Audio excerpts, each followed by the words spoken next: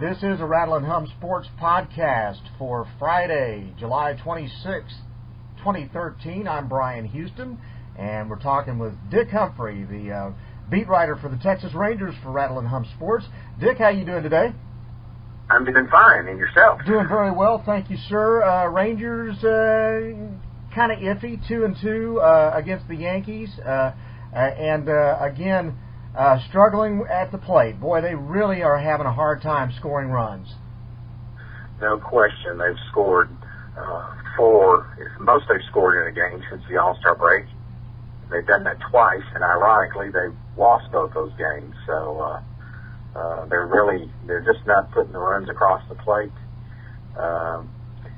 The Yankees are really a pretty sad sack offensive unit themselves. That's where they've been hit in the injuries. I mean, just Alex Rodriguez and Derek Jeter and Mark Teixeira that are all on the disabled list. Their combined salaries are more than the payroll of about a third of the team. So they're certainly hurting, and the Rangers were only able to get a split. Definitely a little disappointing with some pretty good pitching performances from the starting pitchers in the series. Darvish was just outstanding coming off the disabled list and having his couple of weeks of vacation. He looked really strong on Monday. And then Ogando came off the disabled list and started Tuesday, and he wasn't outstanding, but they were going to limit his pitches, and he got out in 78 pitches over 5 innings. Not a bad start, and they went to the 9th inning with a lead in that game. So first game this year they had lost when they had a lead after 8 innings. And then Wednesday night was really the highlight of the series with Garza. He looks like he could be something really special. So that was definitely exciting seeing him out there. And Holland pitched a fine game Thursday in the finale. And just they got shut out for the 6th time, and you don't win many games when you don't score any runs at all. So the offense is definitely struggling right now. What do you know about Lance Berkman's situation at this point? You know, you're not hearing anything good about it. It's a hip injury and it's a knee injury, and he's making some effort to rehab, but I think there's a real good chance he's not back the rest of the year. He's nowhere close for sure. And what do you know about Nelson Cruz and his situation at this point? Well, you know, everything we've reported on these podcasts in the past has just about been incorrect about the timing of the biogenesis thing. It's all speculation that you hear, and that's all I have to repeat at this point in time. But everybody thinks that once the Ryan Braun thing hit, that the suspensions were going to be doled out probably within the next week or so, somewhere around the first part of August at the latest. And, you know, you look at that, Braun obviously looked at the evidence, realized he's probably going to get some suspension, was able to negotiate this 65-game rest of the season penalty. Sort of a win-win situation for everybody if he was going to get one for him. Major League Baseball did get more than the 50-game first-time offender number on him, which they were definitely after him after he got off on the technicality the first time. And so he copped his plea. On his standpoint, you know, certainly the Brewers aren't going anywhere, so he's not going to be missing a pennant race. And with his salary, with the contract extension that he signed, he's got a big part of that salary really starts kicking in next year. It was so by taking that penalty, the suspension now, he's losing a lot less money than if he'd fought it and had the penalty extend into next season. So and that gets back to Nelson Cruz. He's going to have somewhat the same situation. He's eligible for free agency. he's probably going to be making a lot more money next year after he signs with someone, and just even having that penalty hanging over his head if he has to serve some games in 2014 as part of the penalty is going to be a negative as far as signing his contract. And you got to think from his standpoint, he's much better off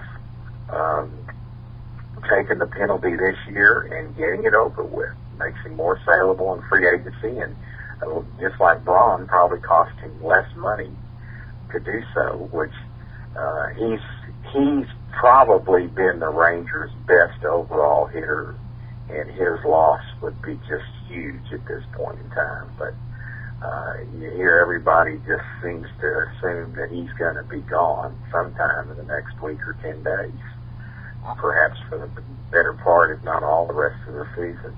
I was just reading something where John Daniels was mentioning the loss of the home runs from last year's team. It didn't register until I saw the number. When you talk about Josh Hamilton, Mike Napoli, and Michael Young gone now, 70 home runs off of last year's team gone, and then you take 23 home runs out of this lineup with Cruz this year, and you talk about a pop gun offense now. No question, no question. Surprisingly, the home run numbers have been pretty competitive. They just don't doing other things to score runs. They're not getting people on at the top of the order. But they did score twice in the Yankee series in the first inning. I think that was runs 25 and 26 in the first inning, and that is by far the fewest anybody scored in the first inning this year.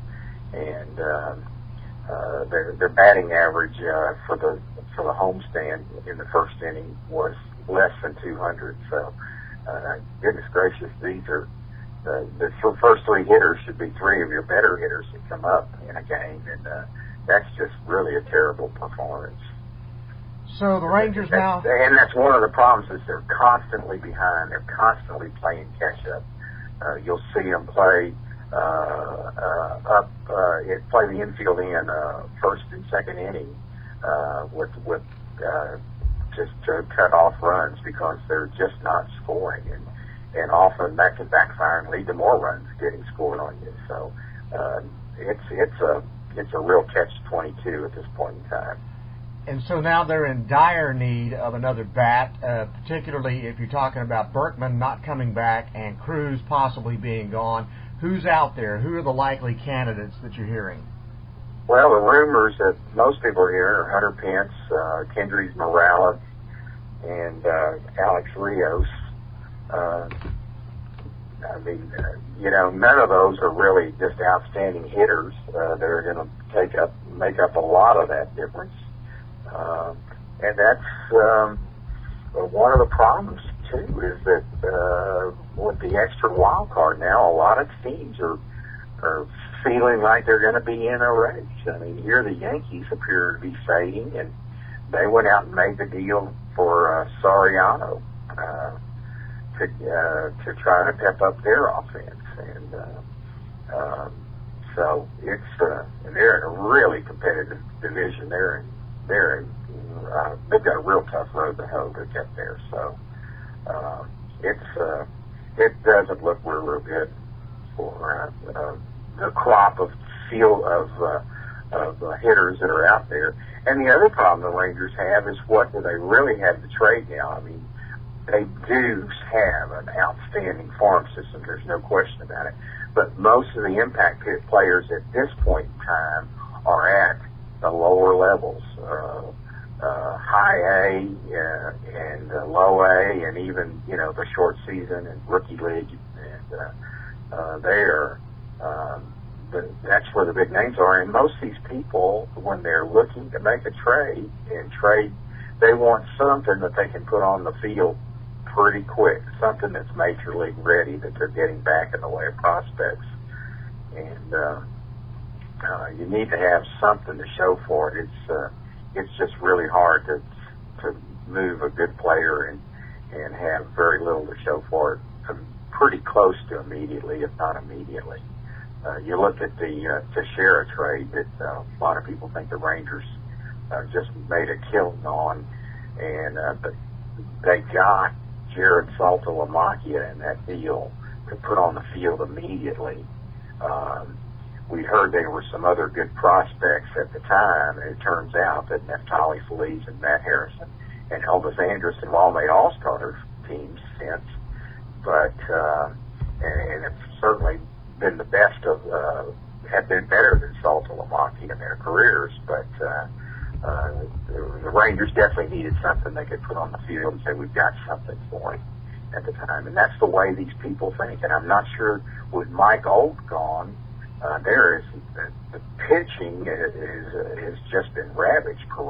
You look at all the rookies that have come up just over the last couple of years, and they're on the roster now. I mean, it's Sheppers, it's Ross, it's Martin Perez, it's Tepish.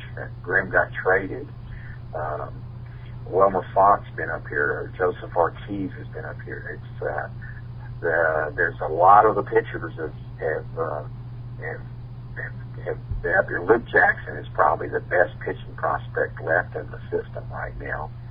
And the trade, by the way, did involve Neil Ramirez. That's apparently the trade they made for Garza. That was apparently the holdup was his physical.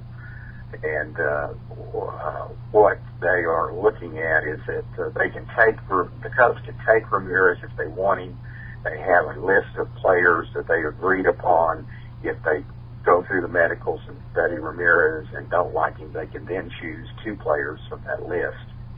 And so at this point in time, Ramirez, who was put on the disabled list at Frisco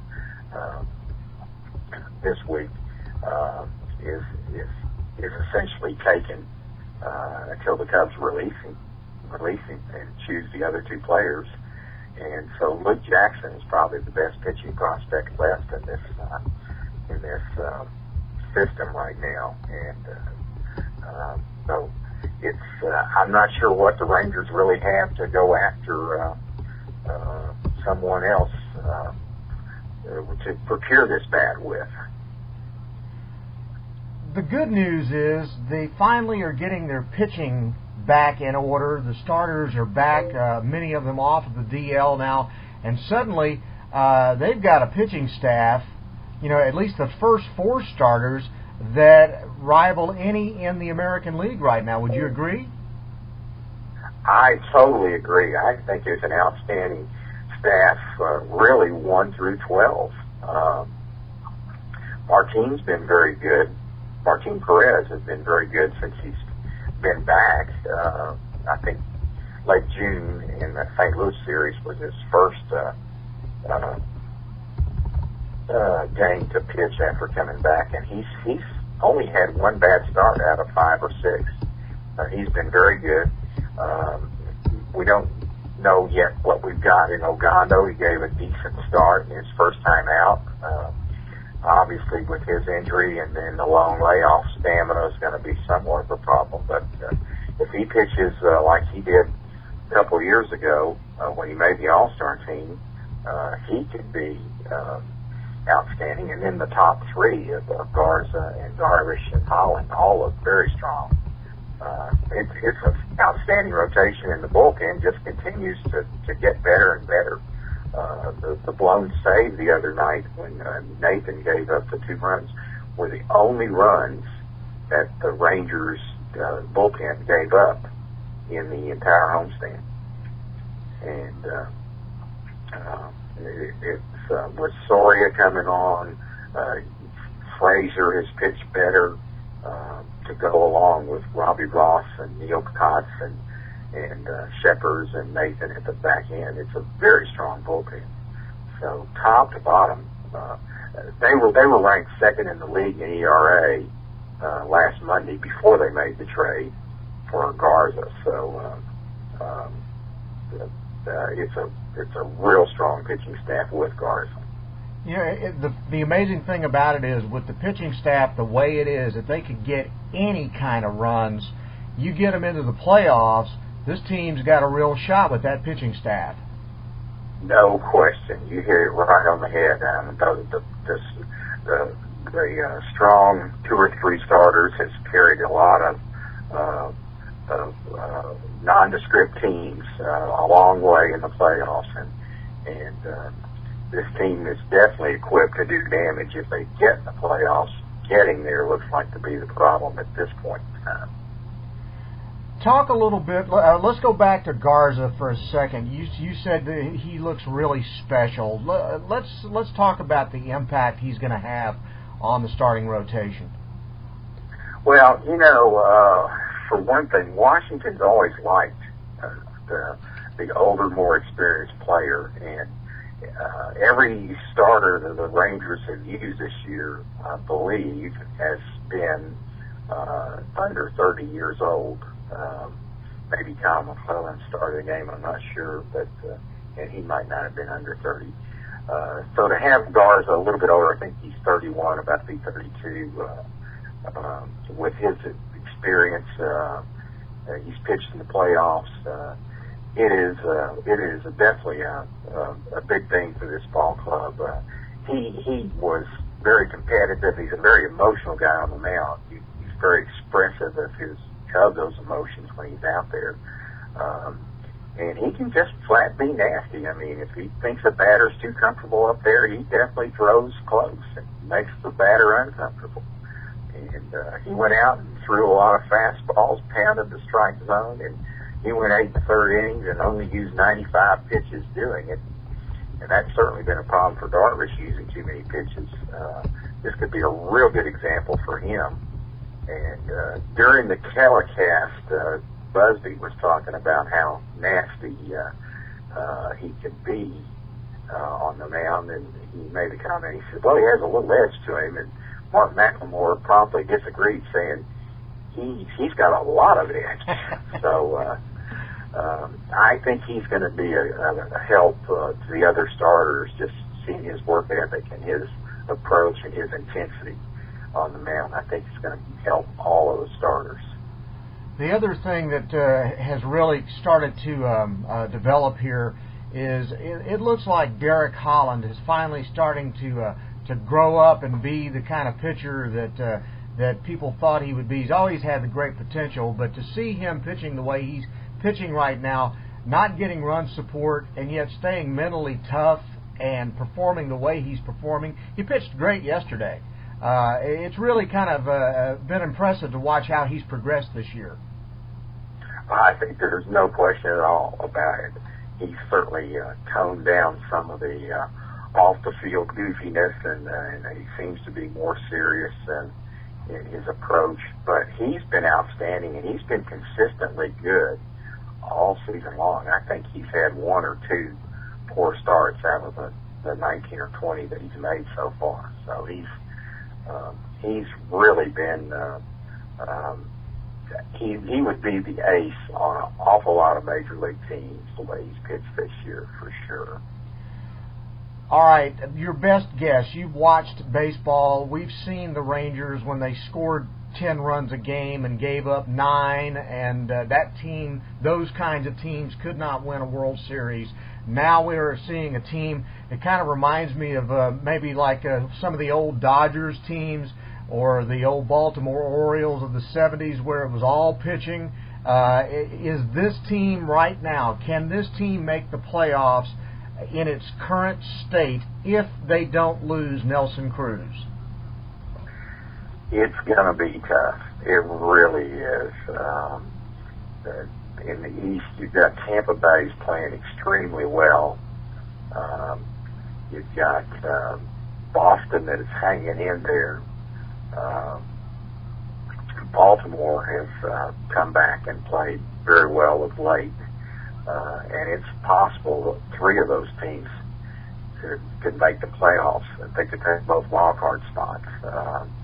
The only situation there is with the unbalanced schedule, and towards the end of the season there's a lot of divisional play. So those East teams may beat up each other and keep one of them from making the playoffs. But conversely, in the Central, with so many bad teams, a golden opportunity for Cleveland to slip into one of those 2 wild card spots, because they will be playing a lot of games against the Twins and the Twins in Kansas City at the bottom of that division. So it's going to be really tough to catch Oakland. It's hard to believe at this point in time that the A's have now taken over first place for almost a month.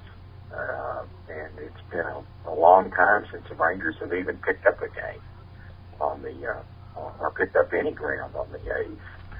So it's a strong A's team that's going to be really difficult to catch, and the playoffs going to be a scramble, that's for sure. All right, so they go into Cleveland this weekend. Talk a little bit about that series as we start to wind this down. Well, one thing that people don't realize is how well Cleveland has played, for whatever reason, against the West this year. They have a record of something like 12-2 against the West. They have just been dominant. So the Rangers definitely have their work cut out for them. Cleveland started that 6-game losing streak with a couple of wins here in Arlington back in June, and it's a team that you kind of look at it and say, how is it happening? But obviously, the manager, Terry Francona there, is doing a really fine job. And you look at a lot of these surprise teams, and you see a good managerial job, and apparently, like Buck Showalter in Baltimore has brought that team from nowhere in 2 years to be a strong contender. Apparently, the manager does make a lot of difference, and is one trend we are seeing this year. But Rangers certainly have the cut out for them. It's really disappointing to finish this last homestand at only 2-5.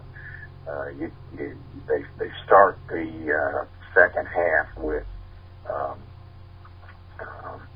11 out of 14 games at home.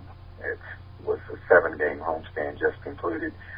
Only these 3 on the road. They're back in Arlington for 4 next week with a 3-game series with the Angels, plus the makeup game for the rain out to the Diamondbacks last May.